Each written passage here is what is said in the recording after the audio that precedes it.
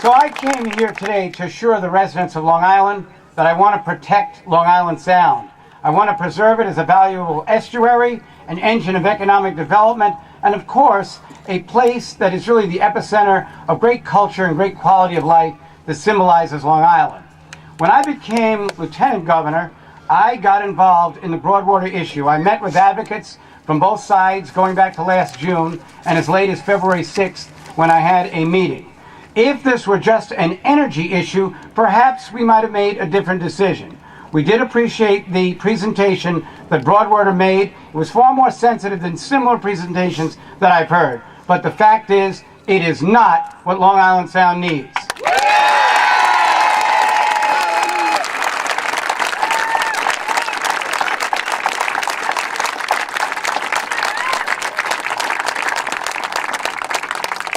Frankly, Broadwater would scar Long Island Sound. And it would establish a very dangerous precedent of industrializing a waterway that generations of people have spent millions of dollars trying to preserve. It would severely curtail commercial and recreational fishing and would damage the sea life that lives right in the Sound. Long Islanders have been speaking out about this for nearly 18 months. I may not see very well, but I hear all of it.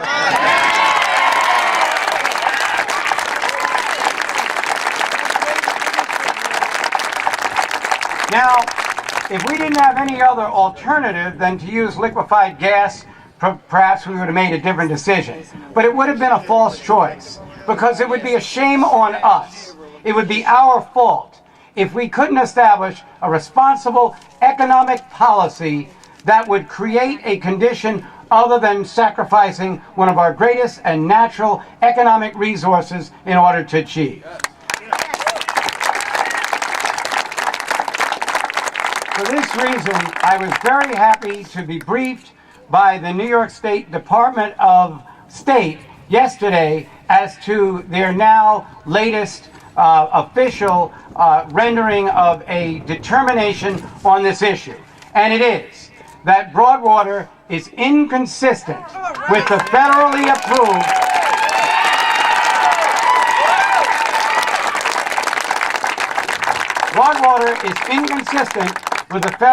federally approved Long Island Sound Management Plan. And because of that, because the Coastal Management Plan is inconsistent with what Broadwater is proposing, we cannot let this issue go forward.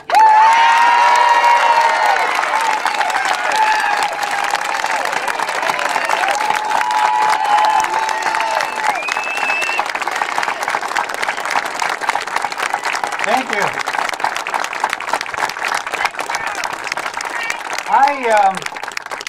I kind of thought you would like that.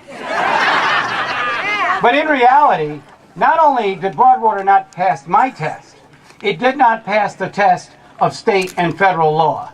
And therefore, the Department of State, under the management of our Secretary of State, Lorraine Cortez Vasquez, who studied this issue for 14 months, has come to the determination that we cannot let the Broadwater project go forward. And thanks to Lorraine Cortez Vasquez for invaluable research and in a very affirmative and positive decision in this area.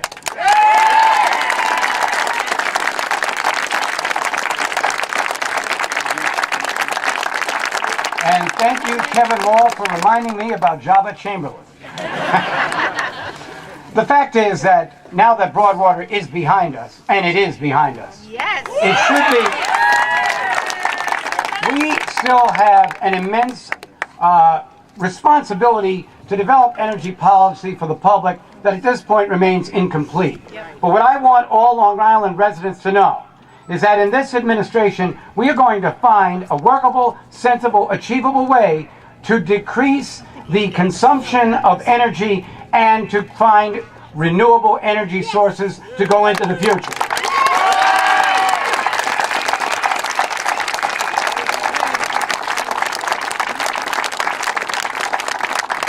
We used to have in New York State an energy plan that coordinated the agencies and all of energy decision-making capacity into one functional organization and plan. But we don't have it. In 2003, it was discontinued. So think about it. With all that we've learned about climate change, with all that we know about global warming, with all that we have experienced in new technology and new renewable sources, we don't have a plan to fit that in. As of today, we do. I am issuing an executive order today that will have a state energy planning board that will be run by my Deputy Secretary of Energy, Paul Dakotas.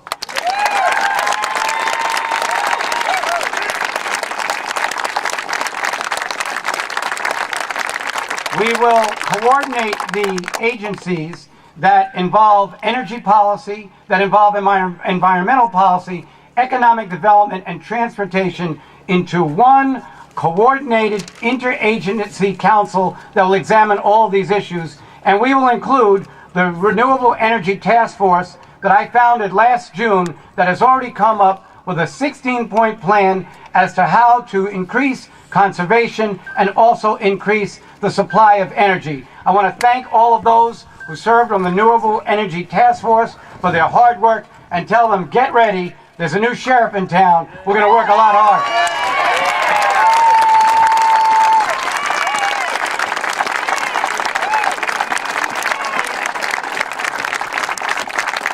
We are going to ask all of our authorities to participate in conservation. But there's one we won't have to ask because they've already started. Today I'm announcing that the Long Island Power Authority is going to invest $1 billion over the next...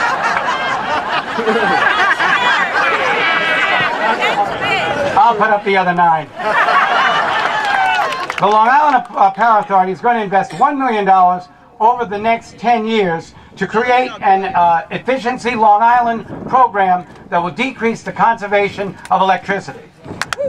To match that, the New York Power Authority is going to increase its efficiency budget from $700 million to $1.4 billion so that we can decrease the amount of electricity that we're consuming. We also want to increase the efficiency of natural gas by using some cutting-edge procedures developed at some of our major institutions to accomplish that. But we also have to think of the supply side.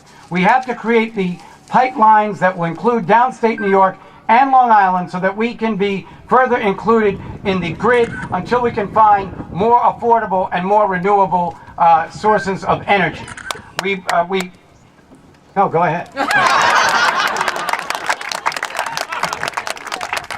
We're very happy about our energy plan, and we also want to announce today that the Long Island Power Authority is issuing requests for proposal for a greater investment in solar power. Yes.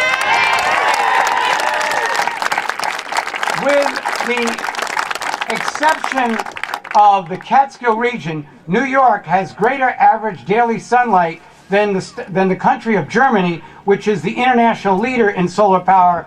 New Yorkers can catch up with Germany. There's no doubt about that. So,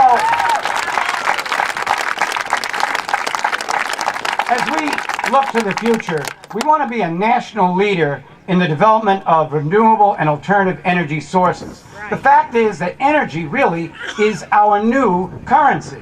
You don't measure things in how much it costs to build them. You measure things on the energy return on energy invested to achieve that development. So almost everything that we involve ourselves in government, even our own state budget, which we passed yesterday, revolves around energy. And so I just want you to know that when we change that policy, we're going to do it with a man who went to high school right after, to the same high school as Senator Ken LaValle and to the same college as Senator Owen Johnson. And so I will obviously work with both parties, with anybody on this planet and even in outer space to improve the energy policy in this state and to grant to the economic development of this region the opportunity to do it safely, the opportunity to do it with clean energy, and the opportunity to develop green jobs which will replace the manufacturing jobs that made New York the great metropolis that it is. And we'll do it again tomorrow with a whole new plan. Thank you very much.